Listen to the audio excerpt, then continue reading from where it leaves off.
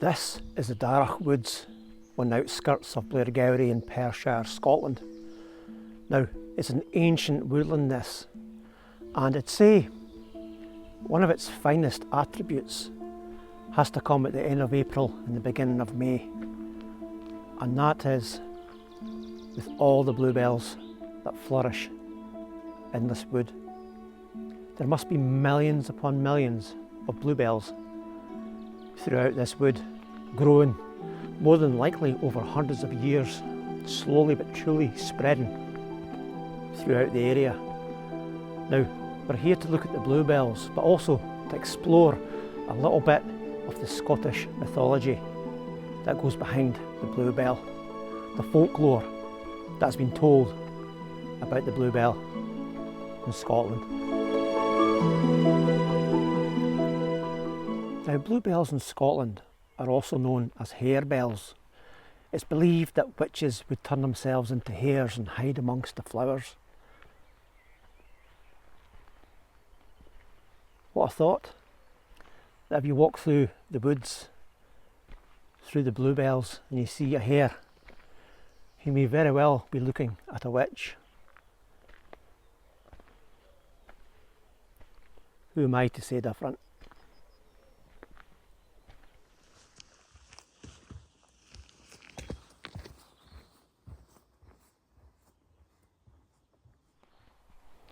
In folklore, it's also said that bluebells would help with things like leprosy and spider bites and the like. Now, the bulbs themselves of the bluebell are incredibly poisonous. An idea that if you walk into a circle of bluebells, you yourself may die from the poison. Makes you wonder how these myths and tales came about.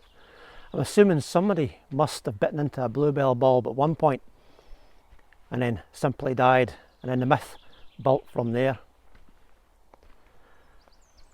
So, point to note, don't go eating the bulbs, whatever you do.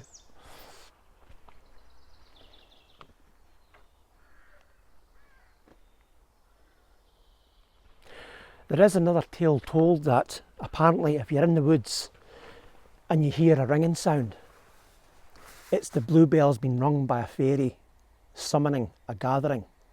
But if a human was to hear this bell, that they would soon die. So the moral of the story is, if you're in the woods and there's bluebells about and you hear a ring, perhaps run in the other direction. Not all tales of bluebells are so gloomy. Some believe that if you had a ring of bluebells placed around your neck, that you'd be induced to tell the truth. And there's other tales that if you're able to turn a bluebell inside out, you would eventually win your love. Makes you wonder where some of these myths come from.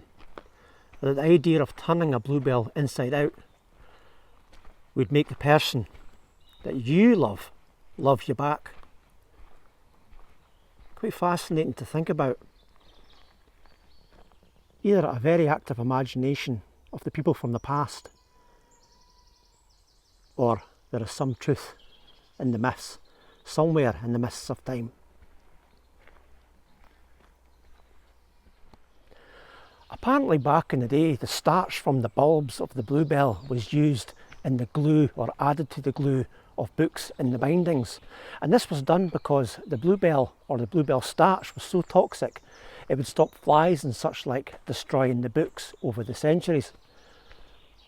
I thought that's quite a fascinating fact, that these people knew these things back then and added it to their books to stop the flies from destroying them.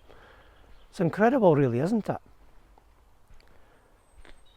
Those folks from the past, they certainly knew their stuff. Now, I'm walking between the bluebells. There's a little path here. Being careful not to stand on any of the flowers. Going by some of the tales, it's very bad luck to do so. But I just wanted to give an idea, if possible, of how many bulbs, how many bluebell flowers are in this wood. It's not the biggest wood you'll find, but it's absolutely coated, covered in bluebells. Just beautiful.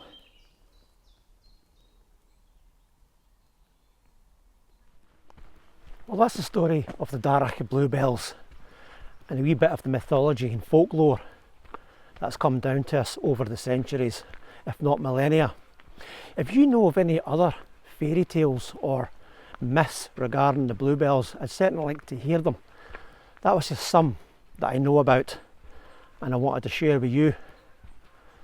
So I hope whatever you're doing today, you're outside enjoying these beautiful flowers before they disappear in the next few weeks until next year. So anyway, I hope you're having a fantastic day and I'll see you on the next video.